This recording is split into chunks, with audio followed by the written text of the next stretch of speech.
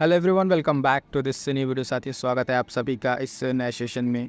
आज के सेशन में साथी हम लोग बात करने वाले हैं टीयूपी पीसीएस का जो जीएस का प्रीलिम्स पीवाईक्यू है, उस पीवाईक्यू का सॉल्व पेपर देखेंगे। और आज के सेशन में जैसे कि आप देख पा रहे हैं कि ये तो पूरी बुकलेट 12 से लेकर 23 तक है।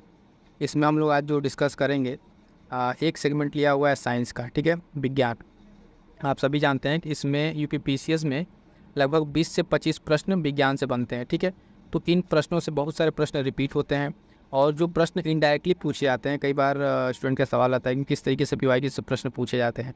तो उस चीज़ों को हम लोग भी यहाँ पर डिटेल में डिस्कस करेंगे कि किस तरीके से पीवाईक्यू से ऑप्शन से कैसे फर्दर क्वेश्चन बनते हैं, उन सब सारी चीज़ों को डिस्कस करेंगे। तो ये कंप्लीट सीरीज़ है। इस सीरीज़ में आप देखेंगे कि पूरा आपको यहाँ से 2023 तक, यानी ये शुरू किया जाएगा लगभग 2012 से स्टार्ट करके और आपको 2023 तक कंप्लीट कराया जाएगा। और इसको पहले हम करा रहे हैं सेक्शन वाइज, यानी सब्जेक्ट वाइज, ठीक है। सब्जेक्ट वाइज साइंस का हम अभी स्टार्ट करा रहे हैं, उसके बाद से इसी तरीके से बाकी भी सब्जेक्ट का कराया जाएगा और फिर अंत में एक बार आपको फुल लेंथ पेपर के इसमें जो पीवाईक्यू है उस फॉर्मेट में करा दिया जाएगा। तो आज के सेशन में हम लोग क्या बात करने वाले हैं, आज हम बात करेंगे 2012, 13, 14 और 15। 15 में देखेंगे 2 पेपर है, एक जो पेपर निरस्त हुआ है और एक दोबारा जो परीक्षा एग्ज़ाम हुई है।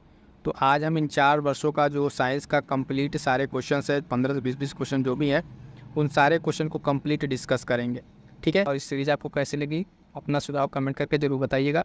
इसके साथ साथ हम आपको बताएंगे इसमें टेस्ट सीरीज़ का जो पीवाईक्यू है, इसमें देखेंगे किस तरीके से आप है ना पीवाईक्यू से प्रश्नों को बनाते हैं, कैसे कैसे प्रश्न आते हैं, है ना। तो इस तरीके से कंप्लीट एक एनालिसिस होगी साइंस की, ठीक है। और देखेंगे क्या क्या और प्रश्न बन सकते हैं, उसका कंप्लीट डिटेल एक्सप्लेनेशन के साथ देखेंगे, ठीक है।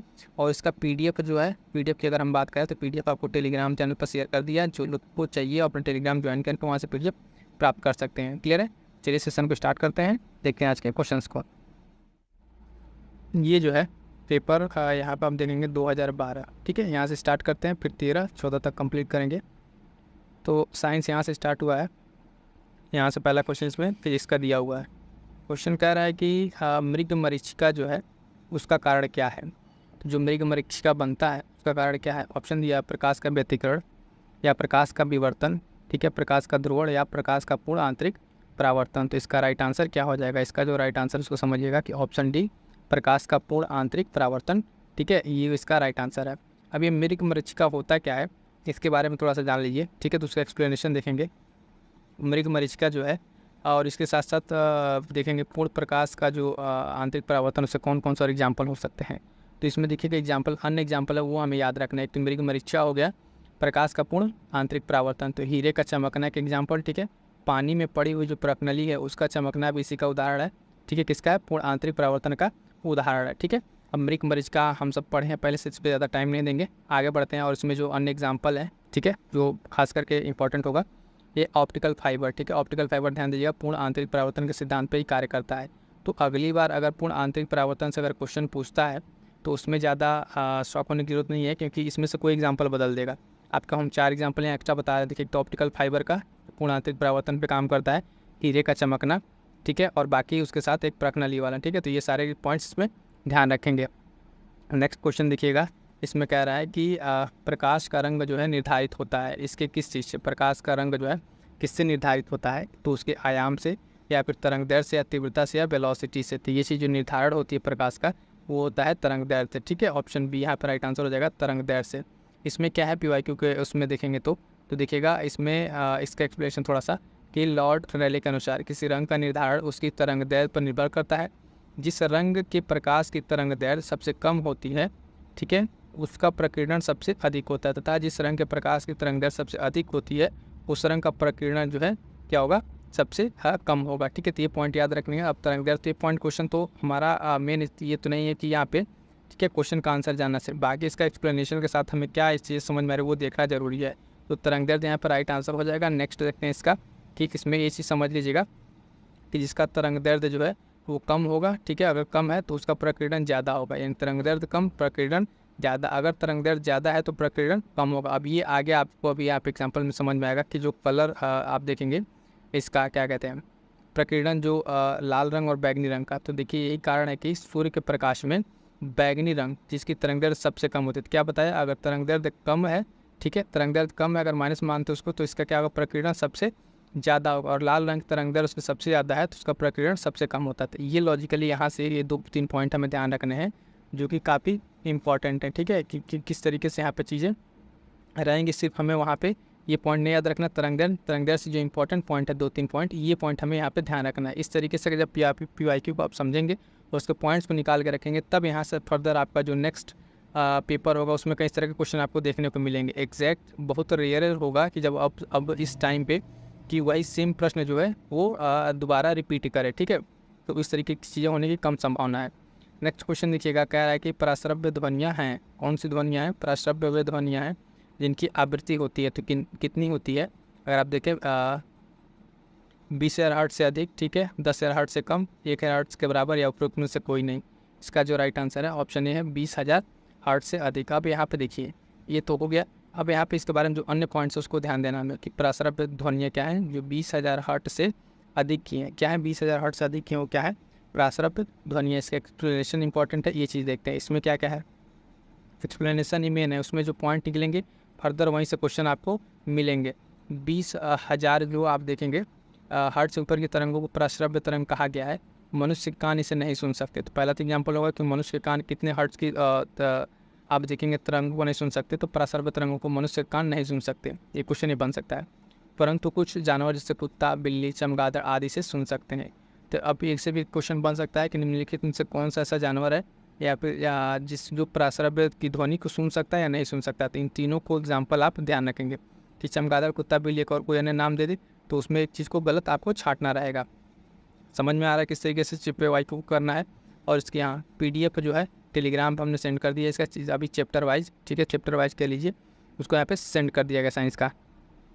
नेक्स्ट पॉइंट क्या है कि इन तरंगों को गाल्टन की सीटी के द्वारा वैद्युत दाब प्रभाव के द्वारा क्वार्ट्ज क्रिस्टल के कंपनों से उत्पन्न करते हैं। इन तरंगों की आवृत्ति बहुत ऊंची होने के कारण इसमें बहुत अधिक ऊर्जा होती है। साथ ही इनकी तरंगदैर्घ्य छोटी होती है, इसी कारण इन्हें एक पतले पुंज के रूप में दूर तक भेजा जा सकता है, ठीक है। तो ये सारे पॉइंट्स भी इसमें ध्यान रखने हैं। नेक्स्ट देखते हैं क्वेश्चन कि मिट्टी के घड़े में जो पानी है वो ठंडा क्यों रहता है? तो उसका कारण क्या है कि द्रवण, वाष्पीकरण, ऊर्ध्वपातन या इनमें से कोई नहीं। तो इसका कारण जो है क्या है? वाष्पीकरण है। वाष्पीकरण के कारण जो है मिट्टी के घड़े में जो है जल जो है ठंडा रहता है। इसी तरीके से जो हम लोग का पसीना होता है, पसीना जब सूखता है तो भी ठंडा महसूस होता है, तो भी वाष्पीकरण के कारण ही, ठीक है।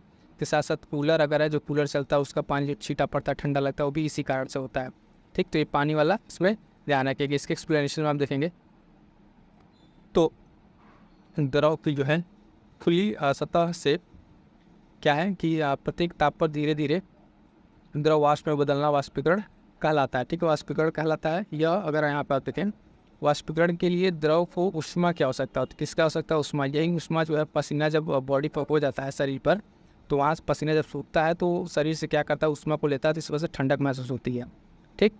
तो ये एग्जाम्पल इसमें नीचे एक्सप्लेन किया हुआ है कि आप देखेंगे जिससे शरीर में पसीना सूखता है तो ठंडक महसूस होती है, क्योंकि पसीना सूखते वाष्पीकरण के लिए उष्मा की आवश्यकता होती है, वही उष्मा शरीर से वो ले लेता है। वाष्पीकरण के कारण ये देखें कूलर का ठंड उत्पन्न करना, सुराही जो है पानी उसका ठंडा हो जाना, ये सब चीज़ें इसमें इंपॉर्टेंट है, ठीक है। आइए नेक्स्ट क्वेश्चन देखते हैं। क्वेश्चन नंबर इसमें है कि लेजर एक युक्ति है जिसके द्वारा उत्पन्न किया जाता है। तो लेजर एक ऐसी युक्ति किसके द्वारा क्या उत्पन्न किया जाता है? स्वतः विकिरण, वर्ण विक्षेपित विकिरण, प्रकीर्ण विकिरण या उद्दीप्त विकिरण। तो इसका राइट आंसर है क्या? राइट आंसर हो जाएगा ऑप्शन डी, ठीक है, उद्दीप्त विकिरण। उद्दीप्त विकिरण जो है लेजर युक्ति के द्वारा उत्पन्न किया जाता है। अब इसके एक्सप्लेनेशन को देखेंगे, इसमें क्या क्या है। एक्सप्लेनेशन में है कि light amplification by stimulated emission of radiation, इसी का ये संक्षिप्त रूप है लेजर, ठीक है, जिसका अर्थ है कि विकिरण के उद्दीप्त उत्सर्जन से प्रकाश परिवर्धन अर्थात प्रकाश तरंगों पर आधारित लेजर एक ऐसी युक्ति है जिसमें विकिरण के प्रेरित जो है उत्सर्जन एक वर्णी प्रकाश को प्राप्त किया जाता है। कैसा? एक वर्णी प्रकाश को प्रकाश किया जाता है। इसकी तरंग जो आवृत्ति है वो देखेंगे लगभग समान होती है और विभिन्न तरंगों में इसको अलग अलग तरीके से यहाँ पे देखा जा सकता है। इसके बारे में 2 पॉइंट और जो है कि इसकी मूलभूत सिद्धांत जो है लेजर लाइट की सर्वप्रथम आप देखेंगे 1917 में खोज की आइंस्टीन द्वारा, लेकिन इसका जो वास्तव में इसका खोज अगर देखेंगे तो अमेरिकी के हेजेज अनुसंधान की प्रयोगशाला में थियोडोर एच मैनन द्वारा की गई थी। 3 नाम थोड़ा सा ध्यान रखने वाला है, एच मैनन, ठीक है, बाकी इसमें कोई ज़्यादा इंपॉर्टेंट पॉइंट नहीं है, ठीक है। आइए नेक्स्ट क्वेश्चन देखते हैं। ये पूछा हुआ सारे PYQ क्वेश्चन कि लोलक घड़ियाँ जो है गर्मी में सुस्त हो जाती हैं, क्यों सुस्त हो जाती हैं लोलक घड़ियाँ? तो गर्मियों के दिन लंबे होते हैं, कुंडली में घर्षण होता है, लोलक की लंबाई बढ़ जाती है, लोलक के भार में परिवर्तन हो जाता है। इसका राइट आंसर हो जाएगा ऑप्शन सी, कि क्योंकि जो लोलक की लंबाई है उसकी लंबाई बढ़ जाती है। ठीक है, बढ़ जाती है। एक्सप्लेनेशन देखेंगे, एक्सप्लेनेशन में क्या कह रहा है कि गर्मियों में लोलक की लंबाई जो बढ़ जाएगी तो उसका आवर्तकाल भी बढ़ जाएगा, अतः घड़ी सुस्त हो जाएगी। सर्दियों में लंबाई कम होने पर आवर्तकाल भी कम हो जाएगा और लोलक घड़ी तेज चलने लगेगी। तो ये कम और बेसी या सुस्त पड़ना, ये चीज़ आई होप कि इससे एक्सप्लेनेशन आपको चीज़ें समझ में आ रही होंगी। ठीक है, नेक्स्ट क्वेश्चन देखेंगे। अब यहाँ से इसमें क्वेश्चन जो है केमिस्ट्री के आ गए हैं। साइंस केमिस्ट्री निम्नलिखित में से कौन सी हरित गैस नहीं है? हरित गैस नहीं है इसमें से, तो आप देखें कार्बन डाइऑक्साइड है, मीथेन है, ये नाइट्रस ऑक्साइड, ये भी है नाइट्रोजन। तो ऑप्शन डी नाइट्रोजन नहीं है। ठीक है, क्या है? नाइट्रोजन नहीं है इसमें। क्यों नहीं है? तो आप देखेंगे कार्बन डाइऑक्साइड, मीथेन और ये सब क्या है? ग्रीन हाउस गैसेज हैं। ग्रीन हाउस गैसेज क्या है? उसमें आप देखेंगे carbon dioxide, methane, nitrous oxide green house gas हैं, जबकि नाइट्रोजन ग्रीन हाउस गैस नहीं है। ग्रीन हाउस गैस आप जान ही रहे हैं कि इसका प्रभाव क्या है, कि ये पृथ्वी पे जो उसके वायुमंडल में इकट्ठा होकर इसके तापमान में वृद्धि कर रही हैं। ठीक है, इसमें ज़्यादा कुछ बताने वाला नहीं है और वैश्विक तापन का इसका कारण बने। ठीक है, नेक्स्ट क्वेश्चन देखते हैं। नेक्स्ट क्वेश्चन है कि निम्नलिखित पदार्थों में से कौन से ओजोन वृद्धि कारक हैं? ठीक है, तो क्लोरोफ्लोरोकार्बन्स, ठीक है, हैलांस, कार्बन टेट्राक्लोराइड। ऑप्शन दिया केवल एक और दो, 2 3 और 1 2 3। ठीक है, 1 2 3। तो यहाँ पर राइट आंसर हो जाएगा इसका ऑप्शन डी 1 2 3, यानी तीनों जो है क्लोरोफ्लोरोकार्बन, हैलांस, कार्बन टेट्राक्लोराइड, ये तीनों क्या है? ओजोन वृद्धि का कारण है। क्लियर है? आइए नेक्स्ट एक्सप्लेनेशन देखते हैं। क्वेश्चन में है कि क्लोरोफ्लोरोकार्बन हैलोजेंस के लिए, ठीक है, कार्बन टेट्राक्लोराइड ओजोन रिक्तीकरण के लिए उत्तरदायी हैं। मॉन्ट्रियल प्रोटोकॉल, ये ध्यान रखिएगा, मॉन्ट्रियल प्रोटोकॉल के अनुसार इन गैसों के उत्पादन पर रोक लगा दी गई है। 1985 में ब्रिटिश वैज्ञानिक द्वारा जो ध्रुवीय दक्षिणी ध्रुवीय पॉइंट था, वहाँ पर ओजोन छिद्र का खोज किया गया था। ओजोन जो है सब तापमंडल में पाया जाता है। ओजोन का संरक्षण 16 सितंबर तक उसको मनाया जाता है। इसमें कौन कौन से पॉइंट्स इंपॉर्टेंट है देख लीजिएगा एक बार फिर से। देखिए यहाँ पे पहले तो ओजोन संरक्षण दिवस, ठीक है, 16 सितंबर। ओजोन कहाँ पाया जाता है? तो समताप मंडल में, है ना। और इसकी खोज जो है कहाँ पे होती है? दक्षिणी ध्रुव पे, ठीक, 1985 में। और मॉन्ट्रियल प्रोटोकॉल किससे रिलेटेड है? ओजोन से रिलेटेड है। तो 1 2 3 4 5 पॉइंट आपको यहाँ मिल जा रहे हैं। एक्सप्लेनेशन से 5 पॉइंट। ऐसे अगर क्वेश्चन आप देख रहे हैं तो सिर्फ आपको क्वेश्चन से क्वेश्चन समझ में आता है, क्वेश्चन का आंसर समझ में आता, बट यहाँ पर क्या है कि आपको पूरा इसके साथ कई सारे पॉइंट्स भी आपको यहाँ पे मिल जा रहे हैं। क्लियर है? नेक्स्ट क्वेश्चन देखते हैं। नेक्स्ट क्वेश्चन कह रहा है कि जब जो बर्फ़ पिघलती है तब क्या होता है? उसका आयतन बढ़ता है, घटता है, द्रव्यमान बढ़ता है या घटता है? तो इसका राइट आंसर क्या हो जाएगा? राइट आंसर है ऑप्शन बी, ठीक है, क्या कि आयतन घटता है। बर्फ़ पिघलती है तो आयतन घटता है। इसके साथ और क्या हमें चीज़ें ध्यान रखनी है, उसको देखना है कि देखिए बर्फ़ है, बिस्मथ है, पीतल है और टला हुआ लोहा, इन सब के गलने पर आयतन क्या होता है? कम होता है। ठीक है, तो इस तरीके से जब आप PYQ करते हैं तो सिर्फ आप एक क्वेश्चन के तरीके से ना कीजिए। सिर्फ एक क्वेश्चन नहीं करना है कि इसका आंसर मान लीजिए बी हो गया तो बी होगा, लेकिन एक्सप्लेनेशन जब आप देखते हैं, ठीक है, एक्सप्लेनेशन, तो यहाँ से आपको क्या चीज़ समझ में आती है? बहुत सारे यहाँ से अदर एग्जाम्पल भी समझ में आते हैं। ये एग्जाम्पल फर्दर क्या करेंगे, आगे क्वेश्चन बन जाएंगे। नेक्स्ट देखते हैं क्वेश्चन। दूध का जो धवल रंग है, दूध का धवल रंग निम्नलिखित में किसकी उपस्थिति के कारण होता है? तो लैक्टोज, है ना, एल्बुमिन, कैरोटीन, कैसीन। तो इसका राइट आंसर क्या हो जाएगा? Option D casein. ठीक है, ये तो इसका आंसर होगा। आप एक्सप्लेनेशन देखते हैं। एक्सप्लेनेशन में क्या है? धवल रंग पूछा है। कई लोग कन्फ्यूजन कैरोटीन से हो सकता है, लेकिन अभी एक्सप्लेनेशन में आपको क्लियर हो जाएगा कि ये चीज़ क्या है। देखिए लैक्टोबैसिलस जो है बुल्गारिस और स्टेप्टोकोकस थर्मोफिलस नामक जीवाणु, ठीक है, वे दूध में पाए जाते हैं। वह दूध में पाए जाने वाली लैक्टोज शर्करा, क्या लैक्टोज शर्करा का किण्वन करके लैक्टिक अम्ल का निर्माण करते हैं। अब यहाँ से इंपॉर्टेंट देखिएगा पॉइंट जो आपका क्वेश्चन में, दूध में धवल रंग जो है कैसीन नामक प्रोटीन, कैसीन क्या है? यहाँ पे प्रोटीन है, कैसीन नामक प्रोटीन की उपस्थिति कारण होता है। और दूध का जो हल्का पीलापन होता है वो कैरोटीन के कारण, क्या होता है? कैरोटीन के कारण। दूध का मिठास की अगर बात करें तो लैक्टोज के कारण। अब पूछते रहो PYQ इस प्रश्न कैसे बनेगा, इसका जो एक्सप्लेनेशन अगर आप देखेंगे, टॉपिक तो हमसे पूछ लिया था दूध के रंग के बारे में, तो धवल रंग इस क्वेश्चन का आंसर हो गया कैसीन। अब अगले में अगर पूछ लेता दूध का हल्का पीलापन तो कैरोटीन, ठीक है। नेक्स्ट मान सकते दूध की मिठास किसकी वजह से? तो लैक्टोज की वजह से। तो ये सारे पॉइंट्स क्या हो रहे हैं आपके PYQ के एक्सप्लेनेशन से निकल के आ रहे हैं। तो इसी तरीके से जो हमने आपको PDF दिया है, यहाँ से आप क्लास कर ले रहे हैं, PDF से देख के अपना जो भी इस पर से आपको नो है उसका नोट्स जरूर बना लीजिएगा, ठीक है। तो इस तरीके से आप तैयार कर लेंगे तो PYQ से जो भी क्वेश्चन बनेंगे वो आपके गलत नहीं होंगे। ये क्वेश्चन रिपीटेड अभी आपको फिर आगे देखने को मिलेगा। ये देखिए लाइकेंस जो सबसे अच्छा सूचक क्या है, ये कई बार तो पूछा हुआ, अभी आपको एज इट इज़ ये मिल जाएगा क्वेश्चन। वायु प्रदूषक, जल प्रदूषक, मृदा प्रदूषण या ध्वनि प्रदूषक। इसका राइट आंसर क्या हो जाएगा? राइट आंसर हो जाएगा ऑप्शन ए वायु प्रदूषक। ठीक है, लाइकेन क्या है? वायु प्रदूषक का सबसे अच्छे सूचक है। ठीक है, इसके बारे में क्या क्या इंपॉर्टेंट है? लाइकेन जो है थैलोफ्राइटा प्रकार की वनस्पति है जो कवक तथा शैवाल से मिलकर बनती है। लाइकेन किससे बनती है? कवक तथा शैवाल से। इसमें इंपॉर्टेंट क्या है कि इसमें कवक तथा शैवालों का परस्पर सहजीवी जैसा होता है, यानी परस्पर सहजीवी की तरह काम करता है। कवक जो है वायुमंडल से खनिज, लवण, विटामिन आदि शैवाल को देता है और शैवाल प्रकाश संश्लेषण क्रिया द्वारा कार्बोहाइड्रेट का निर्माण करता है। ठीक, उसके बाद से कवक तथा शैवाल के बीच इस तरह के सहजीवी संबंध को हेलोरिज्म कहते हैं। क्या कहते हैं? हेलोरिज्म। ये पॉइंट याद रखिएगा, कवक तथा उसके बीच के उसको क्या कहते हैं? हेलोरिज्म कहते हैं। लाइकेन शब्द का जो सर्वप्रथम उपयोग है ये थियोफ्रास्ट ने किया था। ठीक, लाइकेन वायु के प्रदूषक के रूप में जानते हैं, प्रदूषक के जो संकेतक उसके रूप में जाने जाते हैं, और जहाँ वायु प्रदूषक अधिक होता है वहाँ पे लाइकेन नहीं उगते हैं। ठीक है, तो इस तरीके से पता चल जाता है अगर यहाँ लाइकेन नहीं है तो क्या है, यहाँ पे आपको प्रदूषण ज़्यादा मिलेगा। पेड़ों की छालों पर उगने वाले लाइकेन को पोर्टिकोल्स तथा खाली चट्टानों पर उगने वाले लाइकेन को एक्सिकोल्स कहते हैं। तो ये दो पॉइंट क्या याद रखना है? पोर्टिकोल्स और एक्सिकोल्स। ठीक है, ये जो खाली चट्टान पर उग रहे हैं और पेड़ों पे छाल पर उग रहे हैं। क्लियर है? चलिए नेक्स्ट देखते हैं। नेक्स्ट क्वेश्चन है कि पर्णहरित जो क्लोरोफिल है निम्नलिखित में से कौन सा तत्व पाया जाता है? तो लोहा, कॉपर, मैग्नीशियम या मैग्नीज। ठीक है, तो इसका राइट क्या आंसर हो जाएगा? मैग्नीशियम। इंपॉर्टेंट है मैग्नीशियम। क्लोरोफिल में क्या पाया जाता है? मैग्नीशियम पाया जाता है। इसके इंपॉर्टेंट में क्या क्या देखेंगे? इंपॉर्टेंट क्या है कि ये एक हरित लवक है। क्या है? हरित लवक है जो पादप कोशिकाओं में पाया जाता है। प्रकाश संश्लेषण की क्रिया के लिए इसकी बहुत आवश्यकता होती है। ठीक है, और इसके बाद इसमें एक पॉइंट क्या इंपॉर्टेंट था, हाँ पर इसमें 4 पाइरोल रिंग का बना चपटा और फारिन हेड है। ठीक है, जो केंद्र में मैग्नीशियम का एक परमाणु के रिंग के साथ जुड़ा हुआ होता है। ठीक है, बाकी ये सूत्र है इसमें उतना ध्यान नहीं देना है। ठीक है, बस क्या दिखेगा? Chlorophyll B. ठीक है, क्लोरोफिल बी इसके टाइप्स भी होता है। क्लोरोफिल बी यहाँ पे दिया हुआ है, और ये क्या है, किस में पाया जाता है? प्रकाश संश्लेषण की क्रिया के लिए इंपॉर्टेंट होता है। ठीक है, ये 2-3 पॉइंट यहाँ पे ध्यान रखना है। नेक्स्ट देखेंगे, ये मिलान करने वाला है। वायु प्रदूषक दिया हुआ, उसे प्रभावित अंग कौन कौन से प्रभावित अंग होंगे? एस्बेस्टास अगर देखेंगे तो धूल। ठीक है, तो इससे क्या होता है? अगर आप देखेंगे सीधे सीधे से क्या होता है? फेफड़ा प्रभावित होगा। तीसरा ठीक, लेड। शीशा, शीशा से आप देखेंगे मस्तिष्क, है ना। पारा से आप देखेंगे उदर रोग। ठीक है, उदर रोग सेकंड। और कार्बन मोनोऑक्साइड से आप देखेंगे क्या? Blood stream. ठीक है, तो इस तरीके से आपका ये बी आंसर सही हो जाएगा। फिर से एक बार एक्सप्लेनेशन देख लेते क्या क्या कुछ एक्स्ट्रा दिया है कि पॉइंट नहीं, उसी चीज़ को मिला के यहाँ दे दिया हुआ है। तो एस्बेस्टास धूल फेफड़े उससे दिक्कत होती है। शीशा से मस्तिष्क, पारा उदर, कार्बन मोनोऑक्साइड रक्त धाराएं। ये क्या है क्वेश्चन आपको फिर आगे कई बार मिलेगा। फर्दर यहाँ से क्वेश्चन पूछा हुआ है। आइए नेक्स्ट देखते हैं क्वेश्चन।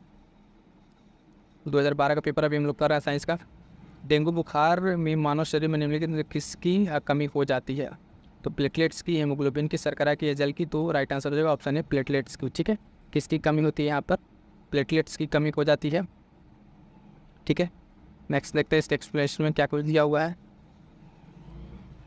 तो देखिए इसके एक्सप्लेनेशन देखेंगे कि यह रोग विषाणु के कारण होता है। पहली चीज़ तो किसके कारण? विषाणु के कारण होता है। इस रोग को एडिस इजिप्टी, ठीक है, एडिस जो नामक मच्छर है उसे संचारित करते हैं। इस रोग में अचानक तेज ज्वर आना, चेहरे पर इत्तियाँ, ये कुछ सिम्टम्स, और इसमें ये महामारी के रूप में फैलता है। डेंगू बुखार में प्लेटलेट्स की कमी हो जाती है। ये चीज़ ध्यान रखना है। कैसे? प्लेटलेट्स वाला क्वेश्चन पूछा हुआ है, और ये किसके द्वारा फैलता है वो मच्छर का नाम ध्यान में रखना है। ठीक है, नेक्स्ट देखते हैं क्वेश्चन।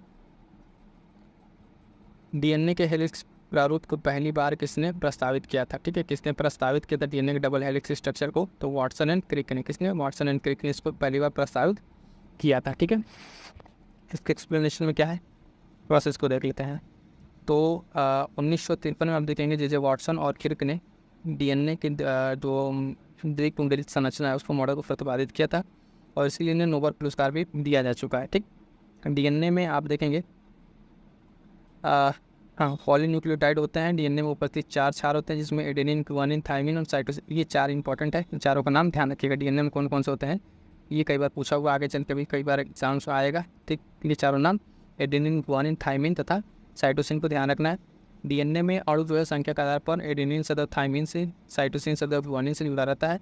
एडेनिन और थाइमिन के बीच 2 हाइड्रोजन बंद होता है, ठीक है, अबंध, और साइटोसिन गुआनिन के बीच 3 होता है। तो ये बॉन्ड भी ध्यान रखना है, कई बार यहाँ से भी क्वेश्चन थोड़ा डिटेल में पूछा हुआ है कितने कितने बॉन्ड हैं इन दोनों के बीच में, ठीक है, इसका नोट जरूर बना लीजिएगा।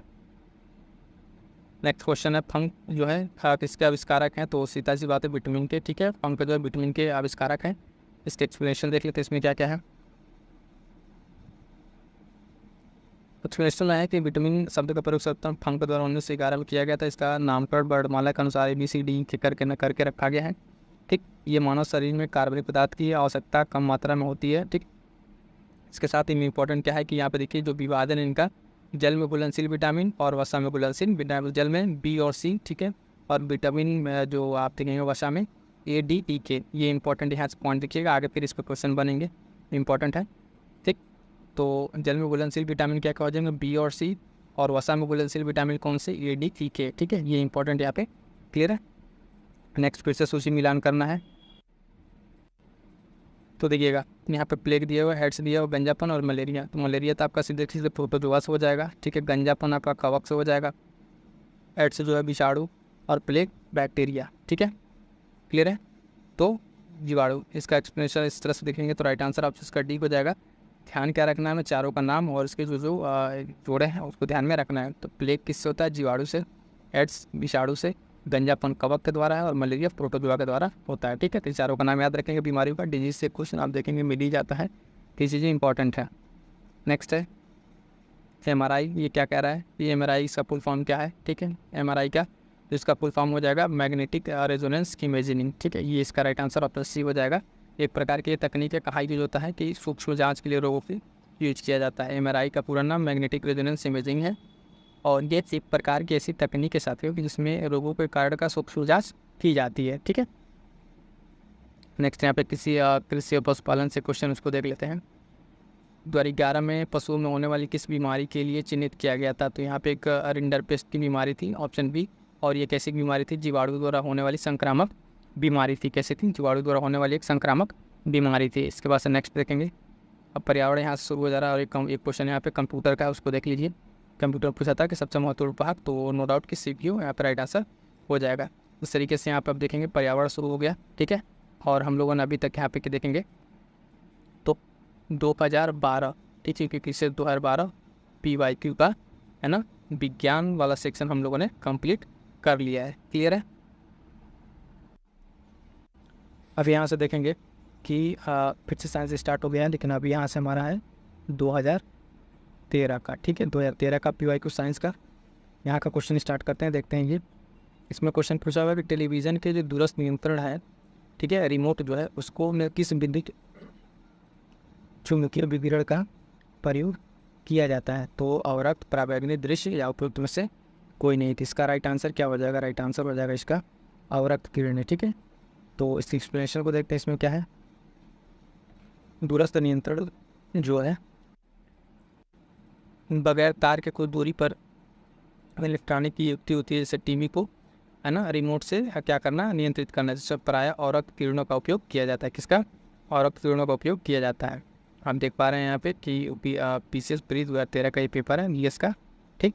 अगला क्वेश्चन है कि पीने के पानी को शुद्ध करने के लिए निम्नलिखित में किस गैसों का प्रयोग में लाया जाता है, तो उसको भी देखते हैं क्वेश्चन। तो देखिए दिया हुआ है यहाँ पे sulphur dioxide, chlorine, carbon dioxide. इसका राइट आंसर क्या हो जाएगा, राइट आंसर हो जाएगा ऑप्शन जो है B, क्लोरीन, ठीक। एक्सप्लेनेशन देखिएगा इसका कि कह रहा है कि इसमें क्या, पानी को शुद्ध करने के लिए क्लोरीन गैस या ब्लीचिंग पाउडर प्रयुक्त की जाती है, ठीक है, जिसे क्लोरोनीकरण कहते हैं। अब यहाँ पे क्या है, एक चीज़ जो समझने वाली है, आपसे तो यहाँ क्लोरीन दे के पूछ दिया है, लेकिन अगली बार अगर ब्लीचिंग पाउडर के उसमें नाम दे देते हो तो फिर यहाँ पे ध्यान दीजिए, क्वेश्चन मार्क लगाइएगा और नोट्स जरूर बनाइएगा। ब्लीचिंग पाउडर भी इसमें यूज किया जाता है, यहाँ से भी क्वेश्चन बन सकता है। नेक्स्ट है कि यूरो का जो सेकंड मानक था उसको पूरा करने के लिए उसमें अति सल्फर मिलाया था, अति में क्या थोड़ा सा सल्फर मिलाया था डीजल में, तो उसमें सल्फर की मात्रा क्या होनी चाहिए थी, तो उसका जो राइट आंसर है कि ऑप्शन है 0.05। कई बार देखिएगा जो इस तरीके से परसेंटेज वाला डेटा जो दिया रहता है उसमें क्या होता है कि अगर आपको कुछ भी नहीं आ रहा है तो जो सबसे आई थिंक जो कम वाला रहता है तो मोस्ट ऑफ द चांस वो सही होता है। यहाँ पर देखेंगे सबसे कम अगर तो 0.05 इसका ये राइट आंसर हो जाएगा। ठीक है, तो इस तरीके से थोड़ा सा अगर गेस ले सकते हैं। जब बिल्कुल ना आए उस केस में मैं बता रहा हूँ, ऐसा नहीं कि अगर आपको आ रहा तो वहाँ पर लगे दिमाग लगाने। यूरो सेकेंड के मानक को पूरा करने के लिए जो डीजल में सल्फर की मात्रा 0.05% या इससे कम होनी चाहिए। नेक्स्ट क्वेश्चन है, यहाँ पूछा हुआ है कि प्रकाश जो है सूर्य के प्रकाश से अदृश्य भाग से प्रकाश संश्लेषण किया जाता है। ठीक है, तो कौन करते हैं ऐसा? तो बैक्टीरिया करते हैं। कौन करते हैं? बैक्टीरिया करते हैं। ठीक है, ये बैक्टीरिया कहाँ रहते हैं इसको थोड़ा देखिए, इंपॉर्टेंट है ये। समुद्र की सतह से 400 से 8000 फीट नीचे पाए जाने वाले जीवाणु जो बैक्टीरिया है वो अवरक्त विकिरण का प्रयोग करके प्रकाश संश्लेषण पर ऊर्जा उत्पन्न करते हैं। ठीक है, नेक्स्ट क्वेश्चन देखते हैं। नेक्स्ट क्वेश्चन क्या है कि एक दंत चिकित्सक जो है दंत द्वारा जो रोगी के दांतों की जांच के लिए प्रयुक्त दर्पण कौन सा करता है? तो अवतल, समतल, उत्तल या बेलनाकार। तो इसका राइट आंसर क्या हो जाएगा? अवतल। ठीक है, ऑप्शन ए अवतल दर्पण का प्रयोग करता है दंत चिकित्सक। ठीक है, दंत चिकित्सक द्वारा रोगी के दांतों की जांच करने के लिए अवतल दर्पण का प्रयोग किया जाता है। ठीक है, अवतल दर्पण जो है और अवतल लेंस, यहाँ दर्पण था अभी क्या है लेंस, का प्रयोग निकट दृष्टि दोष के निवारण के लिए किया जाता है। यहाँ पे ये इंपॉर्टेंट पॉइंट है, एक्स्ट्रा नोट कर लीजिएगा। अवतल का प्रयोग किस, अवतल लेंस का प्रयोग निकट दूरदृष्टि के लिए किया जाता है। ठीक है, अगला है कि प्रोटीन की प्रचुरता, अगर आप देखेंगे प्रोटीन की प्रचुरता वाले खाद्य पदार्थों में ऐसी अमीनो एसिड जो टायरोसिन है। ठीक है, इसके बारे में कौन सा कथन सही नहीं है? तो टायरोसिन के बारे में देख लेते हैं। टायरोसिन के बारे में क्या क्या है? तो यहाँ पर ऊर्जा का स्तर को बढ़ाएगा, बिल्कुल नहीं। ठीक है, वो अपनी जगह से भावनात्मक और पर्यावरणीय दबाव का सामना करेगा। ठीक है, और ये उदासी से लड़ेगा। ठीक है, ये भी सही है। तो सही नहीं पूछा है तो यहाँ पर ऑप्शन डी सही नहीं है। ये बुढ़ापे और उसके उत्तरदायी मुल्कों के लिए विरुद्ध रक्षा करता है। यहाँ पे ये इसका इसमें सही नहीं है। ठीक है, ऑप्शन डी राइट आंसर हो जाएगा। ठीक है, अगला देखते हैं, इसमें एक्सप्लेनेशन बहुत ज़्यादा कुछ नहीं है। नेक्स्ट देखते हैं कि निम्नलिखित रोगों में से कौन सा टाइगर मच्छरों द्वारा संचारित नहीं होता है? क्या होता है? संचारित नहीं होता है। तो आप देखेंगे पित्त ज्वर, डेंगू, चिकनगुनिया, जापानी इन्फ्लूएंजा। तो ये डी इसका राइट आंसर हो जाएगा। बाकी 3 क्या होते हैं? संचारित होते हैं। क्लियर है? तो इसमें क्या है, टाइगर मच्छर के द्वारा कौन कौन से आप रोग हैं यहाँ पे देखेंगे तो येलो फीवर, पित्त ज्वर, डेंगू फीवर और चिकनगुनिया आदि बीमारियों को फैलाता है। बाकी जापानी इन्फ्लूएंजा ये नहीं करता है। क्लियर है? नेक्स्ट देखेंगे, फिर वही क्वेश्चन आ गया आपका, निम्नलिखित में से कौन सा वायु प्रदूषक एक जैव सूचक है? तो फर्न, प्लांट, लाइकेन, अमरबेल। तो लाइकेन के बारे में हम लोग जान चुके हैं, लाइकेन यहाँ पर राइट आंसर हो जाएगा। आइए नेक्स्ट देखते हैं कि बच्चों में प्रोटीन की न्यूनता के कारण जो रोग होता है उसको क्या कहते हैं? उसको मरासमस कहते हैं। ठीक है, पेलाग्रा, रिकेट्स और बेरी अन्य रोग हैं। ये कैसे होते हैं इसके बारे में थोड़ा जान लीजिए। आप देखेंगे कि प्रोटीन की कमी से जो रोग होता है बच्चों में वो मैरास्मस होता है। और उसके बाद से इसमें क्या होता है, शरीर का गठन ठीक तरीके से नहीं हो पाता है। Vitamin B3 pellagra, vitamin B1 beri और विटामिन डी रिकेट्स। तो ये जो अन्य विटामिन हैं और उनसे कौन कौन सी बीमारियाँ होती हैं उसको हम, ये इंपॉर्टेंट चीज़ें हैं, ये एक्सप्लेनेशन में इसको नोट करने वाला पॉइंट्स है। ठीक है, आइए नेक्स्ट देखते हैं। नेक्स्ट क्वेश्चन है कि निम्नलिखित में से कौन सा वायु प्रदूषक रक्त धारा को दुष्प्रभावित कर मौत उत्पन्न करता है? तो एस्बेस्टॉस, धूल, कैडमियम, लेड, कार्बन मोनोऑक्साइड। है ये कार्बन मोनोऑक्साइड किस तरीके से करता है इसका एक्सप्लेनेशन देखेंगे, इंपॉर्टेंट है ये क्वेश्चन। ये कार्बन मोनोऑक्साइड जो है एक मुख्य वायु प्रदूषक है और ये गैस जो है रक्त में उपस्थित हीमोग्लोबिन के साथ रिएक्ट करके कार्बोहेमोग्लोबिन बना देता है, जिसके कारण ऑक्सीजन की वहन करने की क्षमता कम हो जाती है और दम घुटने लगता है। इस तरीके से क्या होता है, अवरोध होता है और इसके कारण मृत्यु हो जाती है। तो क्या करता है कार्बन मोनोऑक्साइड देखेंगे किसके साथ, हीमोग्लोबिन के साथ मिलकर कार्बोऑक्सी, ठीक है, हीमोग्लोबिन बना देता है। ये क्या करता है रक्त में आप देखेंगे डिस्टर्बेंस पैदा कर देता है। ये पॉसिबल से क्वेश्चन के साथ प्रशिक्षक जो है खाद्य प्रशिक्षण में मदद करता है। जो आप रेफ्रिजरेशन है कैसे हेल्प करता है, तो जीवाणुओं को मार के नई रासायनिक जैव क्रिया को दर को कम करते हैं, एंजाइम क्रिया करके उस क्रिया को नष्ट करके खाद्य पदार्थों को बर्फ की परत से ढक के। तो राइट आंसर हो जाएगा ऑप्शन बी, जैव रासायनिक अभिक्रिया की दर को कम करके। नेक्स्ट देखेंगे यहाँ पे इसका एक्सप्लेनेशन, प्रशिक्षक का कार्य खाद्य पदार्थों को संरक्षित करना, जीवाणुओं से मुक्त करना होता है और ये कैसे करता है, जैव रासायनिक अभिक्रियाओं की दर को कम करके उसमें सहायता करता है। क्लियर है? नेक्स्ट देखेंगे, ये लास्ट क्वेश्चन है कि यूरो कार्बन उत्सर्जन नियम के अनुसार जो मानक है उसमें कौन कौन सी गैसें का उल्लेख किया गया है। तो आप देखेंगे यहाँ पर carbon monoxide, hydrocarbon, nitrogen oxide या उपयुक्त सभी। उत्तर राइट आंसर हो जाएगा ऑप्शन डी, उपयुक्त सभी। क्लियर है? उपयुक्त सभी का जो है यहाँ पे आप देखेंगे यहाँ पे मेंशन किया हुआ है। तो यहाँ तक अगर आप देखेंगे तो आपका 2013 का भी साइंस का कंप्लीट हो गया है। अब यहाँ से देखेंगे कि UPPCS 2014, ठीक है, 2014 के जो भी साइंस के प्रश्न हैं यहाँ सब वो शुरू हो रहा है, उसको देखेंगे। तो पहले यहाँ पे देखेंगे भौतिक विज्ञान से दिया हुआ है क्वेश्चन है कि हम देखेंगे कि किसी व्यक्ति का पूरा प्रतिबिंब देखने के लिए एक समतल दर्पण की न्यूनतम ऊंचाई होती है, तो कितनी होती है?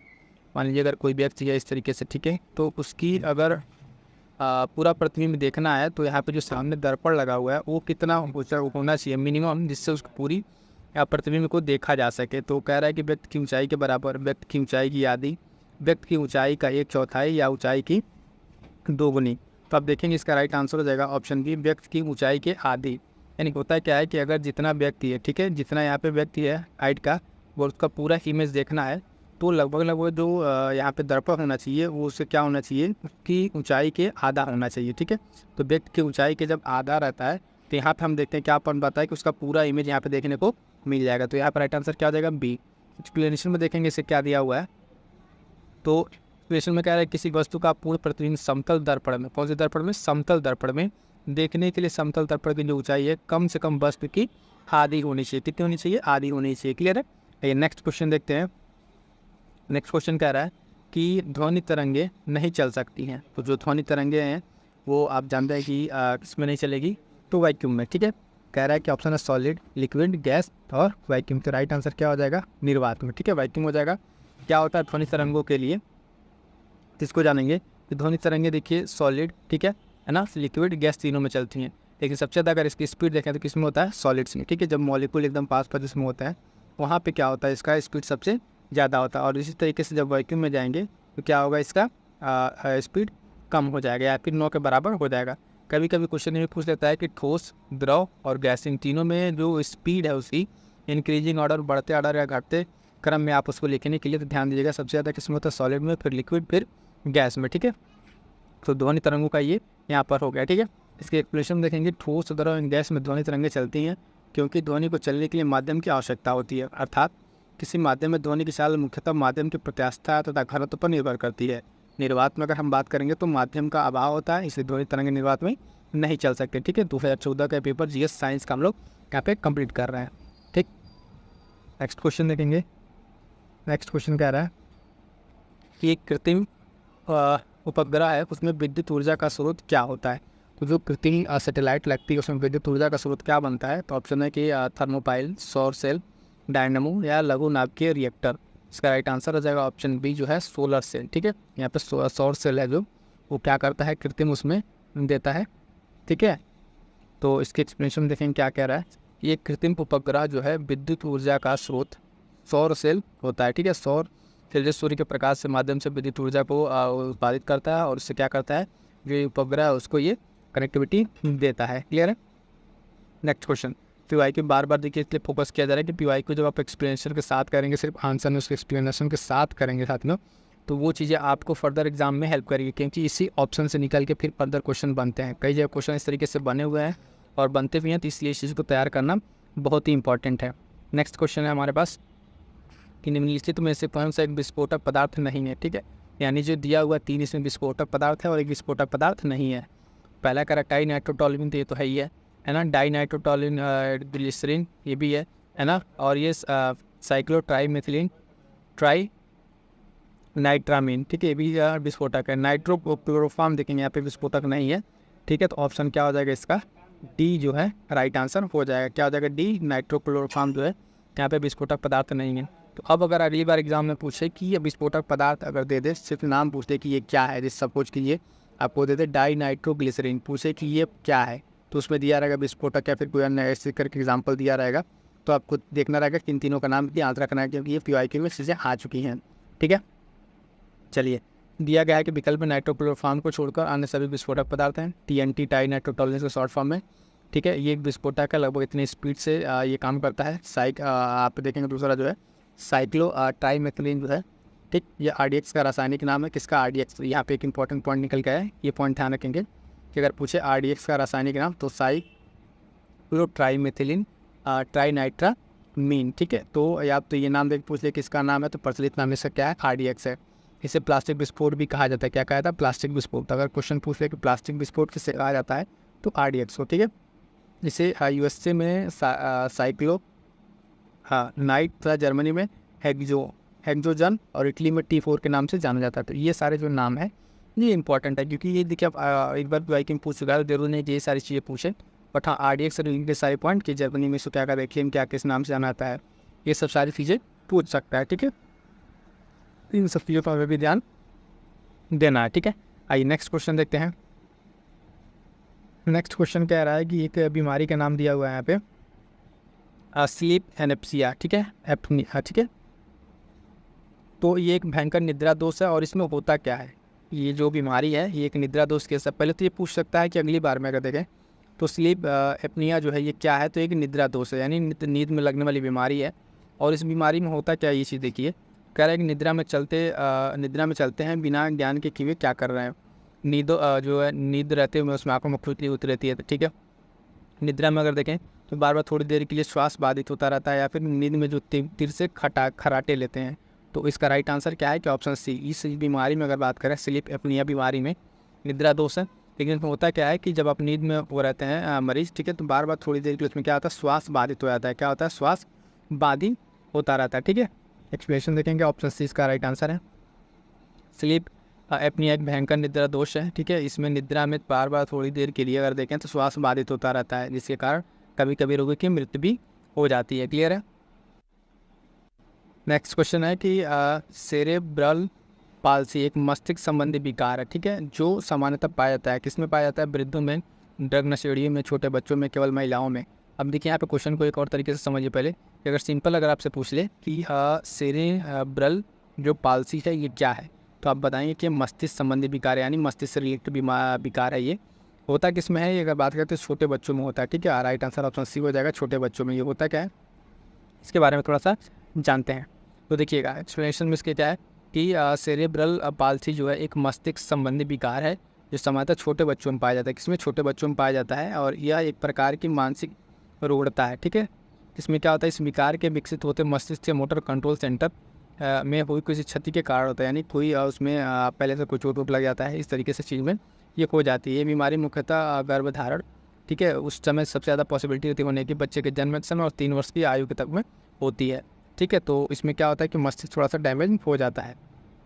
नेक्स्ट देखेंगे, क्वेश्चन कह रहा है कि स्त्रियों में रजो निवृत्ति के पश्चात जो है निम्नलिखित में से किस हार्मोन का उत्पादन समाप्त हो जाता है, यानी एक एज के बाद से किसका इसमें बनना फॉर्मेशन बंद हो जाएगा। तो प्रोजेस्टेरॉन, टेस्टोस्टेरोन, एस्ट्रोजन, ठीक है, या इनमें से कोई नहीं। तो इसका राइट आंसर क्या हो जाएगा, राइट आंसर हो जाएगा साथियों देखेंगे आप एस्ट्रोजन। ठीक है, एस्ट्रोजन ये फीमेल क्या है, फीमेल एक हार्मोन है। ठीक है, और ये क्या होता है, रजोनिवृत्ति के बाद से इसका प्रोडक्शन क्या होता है, समाप्त हो जाता है, यानी ये बनना बंद हो जाता है। ठीक है, बाकी टेस्टोस्टेरोन बाकी अदर प्रोजेस्टेरॉन इसे जानते हैं ये हार्मोन है। ठीक है, तो देखिए कह रहा है कि महिलाओं में मुख्य हार्मोन एस्ट्रोजन तथा प्रोजेस्टेरॉन है। ठीक है, प्रोजेस्टेरॉन, ठीक, इसमें क्या है कि मादा के द्वितीयक लैंगिक अंगों की वृद्धि के लिए उत्तरदायी होते हैं, और प्रोजेस्टेरॉन जो गर्भावस्था के बाद महीनों में स्रावित होता है। स्त्रियों में अगर इसकी बात करें तो रजोनिवृत्ति के बाद एस्ट्रोजन, ठीक है, इसका उत्पादन समाप्त हो जाता है, किसका, एस्ट्रोजन का। ठीक, पुरुषों में अगर बात करें टेस्टोस्टेरोन हार्मोन पाया जाता है, जो भी टेस्टोस्टेरोन एक ऑप्शन दिया था, तो वो किस में पाया जाता है, पुरुषों में,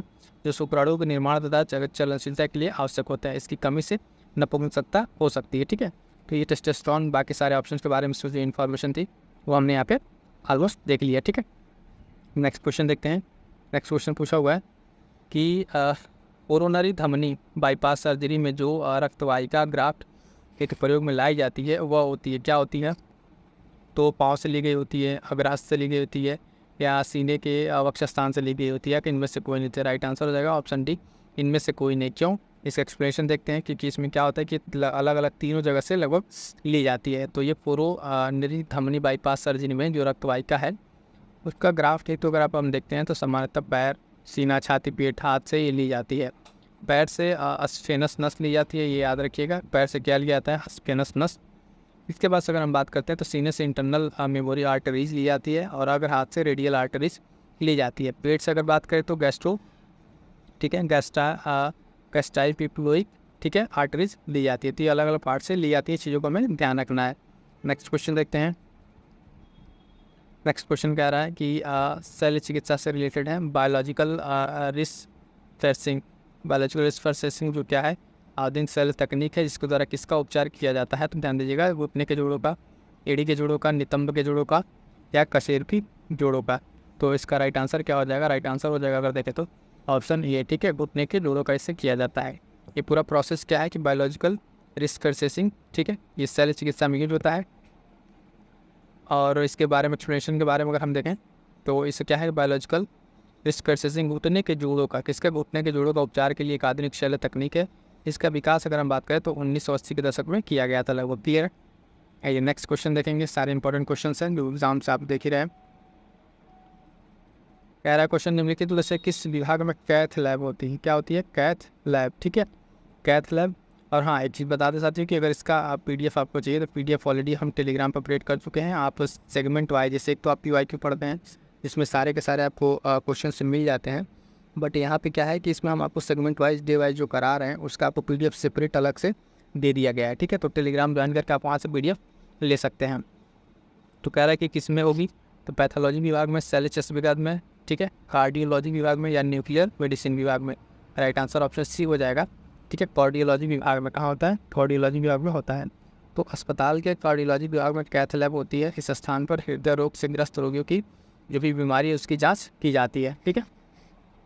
नेक्स्ट क्वेश्चन देखेंगे, ये मिलान वाला क्वेश्चन है, ठीक है, इंपॉर्टेंट क्वेश्चन है। कह रहा है कि एक तरफ दिया हुआ है सूची 1 सूची 2, तो विटामिन B12, विटामिन B12 में अगर देखें तो क्या पाया जाता है, तो देखेंगे यहाँ पे क्या हो जाएगा, कोबाल्ट, ठीक है, सेकंड वाला कोबाल्ट हो जाएगा। हीमोग्लोबिन, इसमें सीधे सीधा आपको आयरन मिल जाएगा। क्लोरोफिल, मैग्नीशियम, पीतल, कॉपर, ठीक है। तो इस तरीके से मैच करेंगे तो ए का दूसरा और बी का चौथा, ए का दूसरा बी का चौथा आपको मिल जाएगा ऑप्शन ए में, ठीक है, ऑप्शन ए में मिल जाएगा। क्लियर, तो ये नाम याद रखिएगा, अगली बार जब इसमें क्वेश्चन बनेगा तो इसी में से कहीं ना कहीं हेर फेर करके आपको क्वेश्चन देखने को मिल सकता है, ठीक है। फिर से आपको बता दें कि B12 कोबाल्ट, हीमोग्लोबिन लोहा और क्लोरोफिल जो है मैग्नीशियम, पीतल, तांबा, ठीक है। इतनी सारी चीज़ें यहाँ से आपको सही से मिल करके मिल जाती हैं। अब देखिए, कुछ समुद्री जीव जंतु या कीट इस तरीके से हैं जो अपने शरीर से प्रकाश उत्पन्न करते हैं, इस परिघटना को क्या कहते हैं, ठीक। तो देखते हैं क्या कहते हैं। ऑप्शन क्या, ऑप्शन दिया हुआ है कि फास्फोरेसेंस, ठीक है, बायोल्यूमिनेसेंस, ठीक है, ए और बी दोनों या इनमें से कोई नहीं। तो इसका राइट आंसर रहेगा ऑप्शन बी, ठीक है, ऑप्शन बी इसका राइट आंसर हो जाएगा। ये क्या करता है, क्या है कि कुछ समुद्री जंतु और कीट अंधेरे में अपने शरीर से प्रकाश उत्पन्न करते हैं, इस परिघटना को बायोल्यूमिनेसेंस कहते हैं। जीवधारी द्वारा जो प्रकाश उत्पन्न होता है, उत्सर्जन होता है, इसमें ये केमिलामिनोनेसिस, ठीक है, एक रूप है और ये समुद्री कशेरुकी और अकशेरुकी में व्यापक रूप से पाया जाता है। क्लियर है। नेक्स्ट देखते हैं क्वेश्चन, साइंस एंड टेक्नोलॉजी से क्वेश्चन है। बायोटेक्नोलॉजी पार्क कहाँ है, ठीक है, ऑप्शन है लखनऊ, वाराणसी, आगरा। उससे ये तो यूपी स्पेशल के एक तरफ से क्वेश्चन है, तो लखनऊ में इसका राइट आंसर हो जाएगा। बायोटेक्स में दिया हुआ, इसको हम लोग यूपी स्पेशल में पढ़ते हैं कि उत्तर प्रदेश के प्रमुख संस्थान या फिर जो भी उत्सव वगैरह है इन सब की वीडियो अलग सेपरेट यूपी स्पेशल की चल रही है, ठीक है। तो आप जाकर उसको जरूर कंप्लीट कर लीजिएगा, यूपी स्पेशल कंप्लीट आपको करा दिया जाएगा, ठीक है। बहुत सारे लेक्चर उसमें आ भी गए हैं। इसका एक्सप्लेनेशन देखते हैं कि बायोटेक्नोलॉजी पार्क की स्थापना जो लखनऊ उत्तर प्रदेश के उसमें सुदूर संवेदन उपयोग के केंद्र में प्रांगण में यह स्थापित किया गया, तो इसमें बहुत ज़्यादा देखना नहीं है। इसका दूसरा संस्थान कहाँ पे, एशिया का पहला जबकि विश्व का दूसरा बायोटेक संस्थान है, लेकिन बस इतना ध्यान रखना कहाँ पर है ये इंपॉर्टेंट। इसके बाद से पारिस्थितिकी स्टार्ट हो जाता है, यहाँ तक हमारा कंप्लीट हो गया क्या, 2014, ठीक है। 2014 की अगर हम बात करें, पेपर साइंस यहाँ पे कंप्लीट हो जाता है, ठीक है। अब यहाँ पर हमारे पास अब हम लोग स्टार्ट करने वाले हैं बीस जो प्रीलिम्स 2015 का पेपर है, ठीक है, उसको स्टार्ट करेंगे। और ये जो दोबारा परीक्षा होती है वो वाला पेपर है, ठीक है। इसका एक बार पेपर कैंसिल होकर वो वाला भी पेपर हुआ है जो कैंसिल हुआ था, लेकिन अब इसको देखेंगे, पहले देखते हैं जो दोबारा पेपर हुआ है, ठीक है। चलिए, ये आ गया हम लोग साइंस वाले सेक्शन में। फिर से 2015 का यहाँ से देखते हैं विज्ञान, ठीक है। पहला क्वेश्चन है कि पाइरोमीटर जो है इसका प्रयोग निम्नलिखित में किसको नापने के लिए किया जाता है। तो ऑप्शन हमारे पास देखेंगे कि सनस्पॉट को, सौर रेडिएशन को, हवा ताप को, पौधे के तापमान को। इसका राइट आंसर क्या हो जाएगा, राइट आंसर हो जाएगा सौर रेडिएशन को, ठीक है। ऑप्शन बी राइट आंसर हो जाएगा, सौर रेडिएशन को नापने के लिए इसका प्रयोग किया जाता है। तो आप यहाँ देखेंगे यूपीपीसीएस प्रीलिम्स 2015 का पेपर, ठीक है, जो एग्जाम होगा था अभी कैंसिल वाला हम लोग अभी करेंगे, ठीक। तो इसमें क्या है, इसका प्रयोग सोलर रेडिएशन के लिए किया जाता है। क्लियर है, तो नाम याद रखिएगा। चलिए नेक्स्ट देखते हैं इसमें क्वेश्चन। नेक्स्ट क्वेश्चन है हमारे पास कि निम्नलिखित में से कौन सा अर्धचालक है, कौन सा अर्धचालक है। तो प्लास्टिक है नहीं, लकड़ी है नहीं, ठीक है, एल्यूमिनियम, जर्मेनियम का कंफ्यूजन। राइट आंसर क्या हो जाएगा, ऑप्शन डी जर्मेनियम, ठीक है। तो जर्मेनियम क्या है, अर्धचालक है। अब इसमें क्या है, ऐसे पदार्थ जो है जिनमें इलेक्ट्रॉनिक संरचना जो है इस प्रकार से होती है कि इलेक्ट्रॉन का मुक्त, कहीं इलेक्ट्रॉन मुक्त हो जाता है और कहीं रिक्त, पोटर और पुल बन जाता है, अर्धचालक कहलाते हैं, ठीक है। जर्मेनियम और सिलिकॉन ऐसे दो ऐसे पदार्थ हैं जिनका उपयोग इलेक्ट्रॉनिक ट्रांजिस्टर के रूप में किया जाता है। तो दो इसमें नाम याद रखिएगा कि जर्मेनियम आपका दिया हुआ, उसके साथ साथ क्या है, सिलिकॉन है। ठीक है, क्या है, सिलिकॉन है, इसका दो नाम याद रखेंगे। नेक्स्ट क्वेश्चन है, इंपॉर्टेंट क्वेश्चन लिखिएगा कि मानव शरीर का तापमान जो है 98.4 फ़ारेनहाइट है, इसका बराबर डिग्री सेल्सियस में कौन सा तापमान होगा। ठीक है, 40 डिग्री, 35, 36 या 32, इसमें क्या होगा, किस तरह पूछ रहा है ये, डिग्री सेल्सियस में। ठीक है, और फ़ारेनहाइट डिग्री सेल्सियस कितना, 36.89। ठीक है, यहाँ पे लगभग 37 के आसपास है, तो ये राइट आंसर हो जाएगा। नेक्स्ट क्वेश्चन देखेंगे, गिलास पानी पीने से कितनी कैलोरी ऊर्जा मिलती है। तो ये थोड़ा सा कन्फ्यूजिंग क्वेश्चन हो सकता है कि पानी पीने से कितनी ऊर्जा मिलती है। तो इसमें 0 दिया है, 15, 20, 50 दिया हुआ है। राइट आंसर इसका हो जाएगा 0। 0 क्यों है कि इसके बारे में देखेंगे। जब 0 कहता है इसको, तो क्या है कि जल पीने से मानव शरीर को 0 कैलोरी ऊर्जा प्राप्त होगी, ऊर्जा नहीं प्राप्त होगी, लेकिन इससे खनिज पदार्थों की प्राप्ति अवश्य होती है। क्या होती है, खनिज पदार्थों की प्राप्ति होती है। नेक्स्ट क्वेश्चन कि आकाश का नीला रंग किस कारण होता है। सारी बीपीसीएस के हम लोग क्वेश्चंस कर रहे हैं, और नो डाउट ये क्वेश्चंस करने के बाद आपको देखेंगे कि आपके एग्जाम में 2-4 क्वेश्चन गलत होते थे, वो जरूर एज मिलेंगे, और यहाँ सबको फ़ायदा होने वाला है। प्रकाश का प्रकीर्णन ऑप्शन दिया हुआ है। ठीक है, प्रकाश का परिक्षेपण, व्यतिकरण, और सूर्य द्वारा नीले प्रकाश का रंग का अन्य रंगों की तुलना में उत्सर्जन। राइट आंसर हो जाएगा ऑप्शन है, प्रकाश का प्रकीर्णन। ठीक है, स्कैटरिंग ऑफ लाइट जो है इसका नीले प्रकाश होने की यहाँ पे उसका कारण है। चूँकि प्रकीर्णन तरंग दैर्घ्य के बीच अनुपाती होता है, बैगनी और नीले रंग का तरंग दैर्घ्य कम होता है। तो आपको कल ही वाले क्वेश्चन में बताए थे कि जिसका तरंग दैर्घ्य कम होगा उसका प्रकीर्णन ज़्यादा होगा। ठीक है, तो बैगनी और नीले का तरंग दैर्घ्य कम होता है, उनका प्रकीर्णन अधिक होगा, इसी कारण आकाश का रंग नीला दिखाई देता है। यहीं पे क्वेश्चन और आपको बता देते हैं कि जो लाल रंग है उसका तरंग दैर्घ्य क्या होता है, ज़्यादा होता है, इस वजह से उसका प्रकीर्णन कम होता है। इसको कहाँ यूज़ किया जाता है, ट्रैफिक लाइट वगैरह में इसका यूज़ किया जाता है। नेक्स्ट क्वेश्चन है, बॉक्साइट अयस्क है, किसका, लोहे का, तांबे का, एल्यूमिनियम का, सोने का। तो राइट आंसर हो जाएगा ऑप्शन बी, एल्यूमिनियम का। ठीक है, बॉक्साइट आप जानते हैं कि एल्यूमिनियम का एक मुख्य क्या है, अयस्क है। ठीक है, इसका उपयोग जो कहाँ किया जाता है, एल्यूमिनियम धातु का निष्कर्षण मुख्यतः बॉक्साइट अयस्क के किया जाता है। ठीक, और इसके अन्य देखेंगे उसके रूप में मुख्यतः गिप्साइट है ना, डैशफोर वगैरह इस पर पाए जाते हैं। क्लियर है।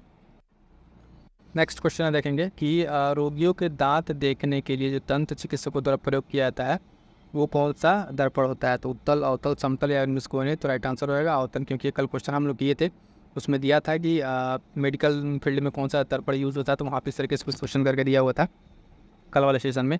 और जो लोग इसका पहला सेशन नहीं देखे हैं, जिसमें हम बात करते हैं 12, 13, 14 का, इसमें उतर मिला हुआ वीडियो, वो वीडियो जाकर जरूर देख लें। इसका एक्सप्लेनेशन क्या कह रहा है कि अवतल दर्पण एक गोलाकार दर्पण है जिसके उभरे हुए तल से पॉलिश की हुई होती है, अंतर तल परावर्तक होता है, इसके द्वारा प्रतिबिंब दर्पण के सामने बनता है। इस दर्पण का उपयोग दंत चिकित्सकों के लिए किया जाता है। ठीक है, इसके अतिरिक्त कहाँ का उपयोग किया, तो ये इंपॉर्टेंट है, दाढ़ी बनाने में। ठीक है, गाड़ी के हेडलाइट और सर्च लाइट में। ठीक है, सोलर कुकर में होता है। ध्यान दीजिएगा, जो गाड़ियों के साइड मिरर होते हैं वहाँ पे उत्तल रहता है। कौन सा दर्पण आता है, उत्तल दर्पण। इससे कन्फ्यूजन नहीं होगी, ये हेडलाइट में लग रहा है और सर्च लाइट में लग रहा है, वहाँ पे जो साइड मिरर होते हैं वहाँ पे उत्तल लगता है। नेक्स्ट क्वेश्चन है कि निकट दृष्टि दोष मायोपिया वाला व्यक्ति देख सकता है। तो जिसको मायोपिया होता है वो क्या करता था, वो नज़दीक की वस्तु को स्पष्ट रूप से देख सकता है। जिसमें निकट का अगर दोष है तो इसका मतलब निकट का सही है और दूर का गड़बड़ है। दूर है यानी दूर दृष्टि सही है, तो जो दोष है वो वाला दोष नहीं है, इसमें थोड़ा सा रिवर्स है। ठीक है, तो इसका राइट आंसर क्या हो जाएगा, ऑप्शन है, नज़दीक की वस्तु को स्पष्ट देख सकता है निकट दृष्टि दोष में। इसमें क्या होता है, निकट दृष्टि दोष क्या है कि इसको मायोपिया कहते हैं, और इसको अवतल लेंस का प्रयोग करके दूर किया जा सकता है। इस दोष में जो है नेत्र में गोले के कुछ बड़े हो जाने या कॉर्निया अथवा लेंस के बीच में अधिक उत्तल हो जाने के कारण फोकस बिंदु जो है रेटिना के बीच की दूरी बढ़ जाती है। तब पास की वस्तु तो साफ दिखती है परंतु दूर की वस्तु धुंधली दिखाई देने लगती है। इसी का अपोजिट दूर दृष्टि को ध्यान में रखिएगा कि दूर में दूर का दिखता है, नज़दीक का नहीं दिखेगा।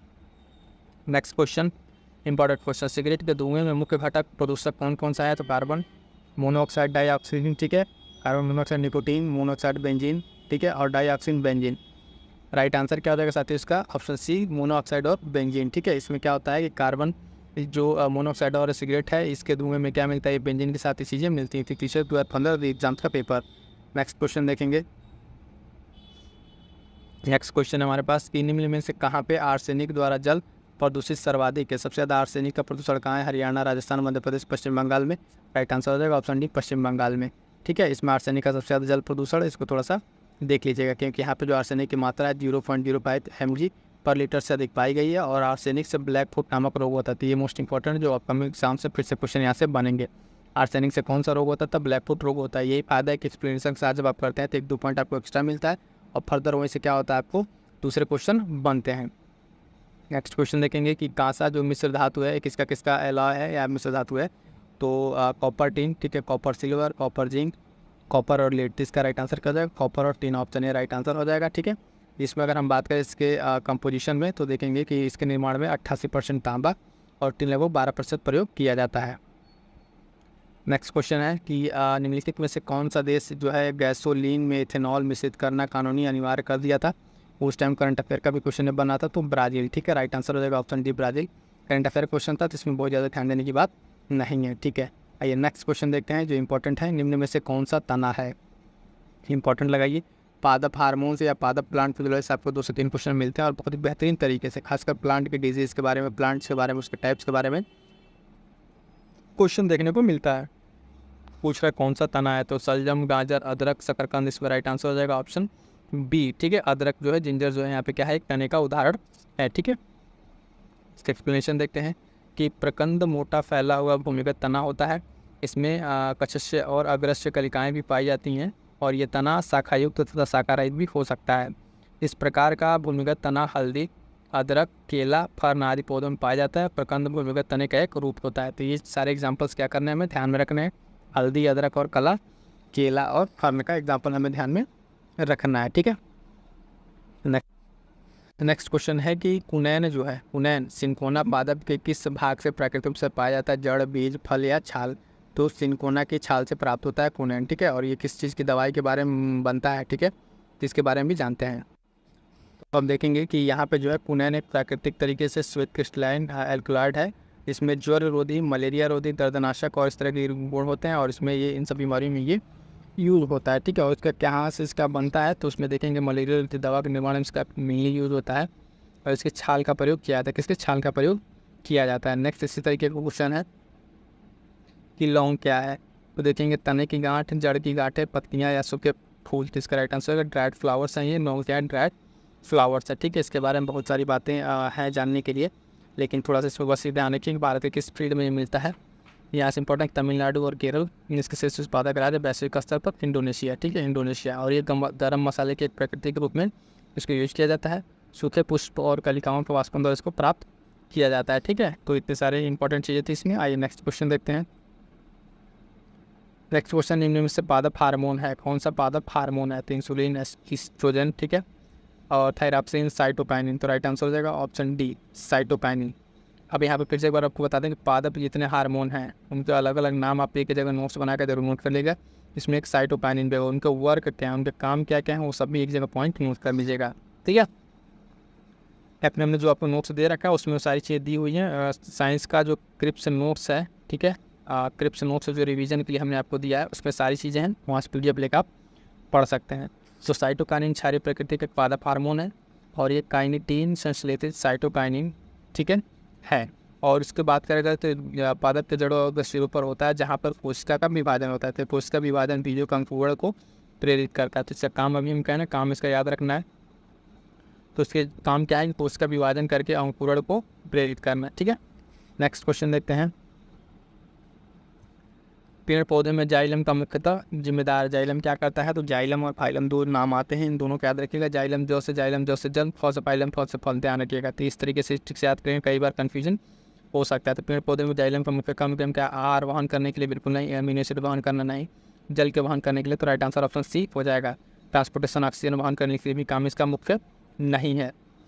आई होप कि आपको चीज़ें समझ में आ रही हूँ क्या मैं कहने का यहाँ पर प्रयास कर रहा हूँ। देखिएगा कि जाइलम और फाइलम, जाइलम जो है जल के वहन के लिए और फाइलम आहार वहन करने के लिए, जैसे जाइलम का यहाँ पे आप लोग ध्यान रखिएगा। ठीक है,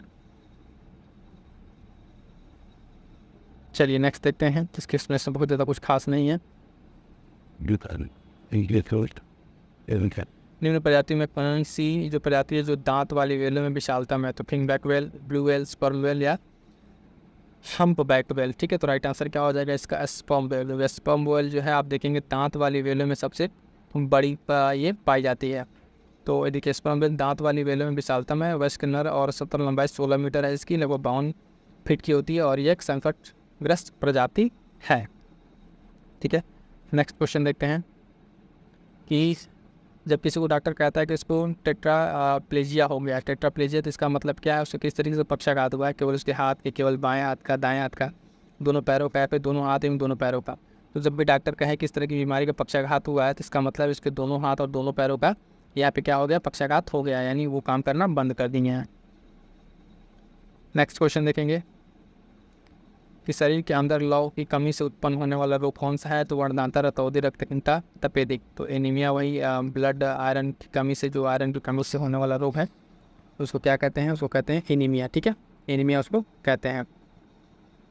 और आप देखेंगे यह हीमोग्लोबिन तथा साइटोप्रोटीन का महत्वपूर्ण घटक है, यानी किसमें पाया जाता है, हीमोग्लोबिन में पाया जाता है। नेक्स्ट क्वेश्चन है कि मानव गुर्दे में जो पथरी बनती है उसकी वजह क्या है, तो calcium oxalate, acetate, sodium acetate, sodium benzoate. ठीक है, तो इसका राइट आंसर क्या हो जाएगा साथियों, अगर हम देखेंगे तो इसका बी राइट आंसर हो जाएगा, कैल्शियम ऑक्जेलेट। ठीक है, ब्रिक के जो है यानी पेल्विक खनिज लवण कैल्शियम ऑक्जेलेट के क्रिस्टल का एक पिंड के रूप में एकत्र हो जाते हैं और इससे मूत्र के रास्ते में रुकावट आती है और गुर्दे में पथरी कहा जाता है। क्लियर है। नेक्स्ट क्वेश्चन है कि यदि कोई मानवीय रोग विश्व बृहद स्तर पर क्षेत्र पर फैल जाता है तो उसे क्या कहते हैं, तो उसको सिंपल सी बात है क्या कहते हैं, पैंडेमिक कहते हैं। इस तरह का हम लोग प्रोनाम देख सकते हैं पैंडेमिक के बारे में, तो इसमें ज़्यादा कुछ पढ़ने वाला नहीं है। ठीक है, नेक्स्ट क्वेश्चन देखेंगे कि निम्न में कौन सा जल जनित रोग है, तो चेचक, हैजा, मलेरिया, तपेदिक। तो इसमें हैजा, कॉलरा जो है ये क्या है, जल जनित रोग है। कुछ रोग जल जनित हैं, कुछ बैक्टीरियल हैं, कुछ वायरस और फंगस होते हैं। तो इस तरह के इसमें हैजा जो है ये कलरा नामक जीवाणु के कारण होता है, विब्रियो कलरा नाम के बीमारी से, और ये मक्खियों द्वारा फैलता है। ठीक है, इसमें शरीर में जल की कमी हो जाती है और रक्त संचार में धीमा पड़ जाता है, उल्टी दस्त होती है और शरीर का सारा जल निकल जाता है, जिसके कारण प्यास बहुत बढ़ जाती है। तो कोलरा जो हैजा इस तरीके से ये जल जनित रोग है। किसी व्यक्ति का रक्तचाप 140 Hg mmHg है, तो इसमें Hg किसका तात्पर्य, तो सिंपल सी बात है मरकरी का। ठीक है, इसमें मेजर जो होता है Hg किसके लिए रिफर किया जाता है, मरकरी के लिए रिफर किया जाता है। ठीक है, आइए नेक्स्ट क्वेश्चन देखते हैं। मानव शरीर का तापक्रम क्या होता है, ठंडी में घट जाता है, गर्मी में बढ़ जाता है, ये ना बढ़ता है ना घटता है। ठीक है, जाड़ों में बढ़ जाता है, इसका क्या कारण है, तो इसका राइट आंसर हो जाएगा ऑप्शन सी, ये अपनी जगह पर सेम रहता है, बस एक्सटर्नल जो टेम्परेचर है मानव का वातावरण का उसके अनुसार क्या है, ठंडी गर्म लगती रहती है। ठीक है, थोड़ा सा बढ़िया कांसेप्ट इसको अगर देखते एक्सप्लेन किया हुआ तो बता देते इसको। इसमें क्या है कि ताप को सिर्फ बताया, घटता बढ़ता नहीं, गर्मियों में बढ़ता है होता कुछ नहीं, ऐसा कुछ नहीं है। और ये समतापी प्राणी है मनुष्य जो है, इसमें होता क्या है कि मान लीजिए ह्यूमन बीइंग है। ठीक है, तो इसका जितना तापमान उतना ही, अगर सराउंडिंग का तापमान जो बढ़ जाएगा तो इसको गर्मी लगने लगेगी, यहाँ घट जाएगा तो ठंडी होने लगेगी, क्योंकि इसका तापमान बाहर जाएगा और बाहर तापमान इसको मिलेगा। तो इसी तरीके का प्रोसेस चलता रहता है, ये फिजिकल ये प्रोसेस है। ठीक है, नेक्स्ट क्वेश्चन है इस 15 का लास्ट क्वेश्चन। जेनेटिक इंजीनियरिंग में निम्नलिखित में किसका प्रयोग होता है, तो प्लास्टिक है ना, प्लाज्मिड और माइटोकॉन्ड्रिया राइबोसोम्स। तो इसका राइट आंसर क्या हो जाएगा, ऑप्शन बी प्लाज्मिड का। ठीक है, प्लाज्मिड का प्रयोग किसमें होता है, जेनेटिक इंजीनियरिंग में। अब यहाँ पर से पर्यावरण शुरू हो जाएगा। जेनेटिक इंजीनियरिंग अगर देखेंगे प्लाज्मिड का प्रयोग किया जाता है। प्लाज्मिड बैक्टीरिया केंद्र के बाहर पाए जाने वाले एक गोलाकार DNA अणु होता है, इसका प्रयोग वाहक के रूप में किया जाता है। ठीक है, तो यहाँ तक तो हो गया 2015 का हमारा क्या हो गया, कंप्लीट हो गया। 2015 का जो एग्जाम वाला उसका साइंस का कंप्लीट हो गया है। ठीक है, आपको इस सीज़न कैसा लगा कमेंट करके जरूर बता दीजिएगा और टेलीग्राम ज्वाइन जरूर कर लीजिएगा। मिलते हैं किसी नेक्स्ट वीडियो में, तब तक के लिए थैंक यू सो मच।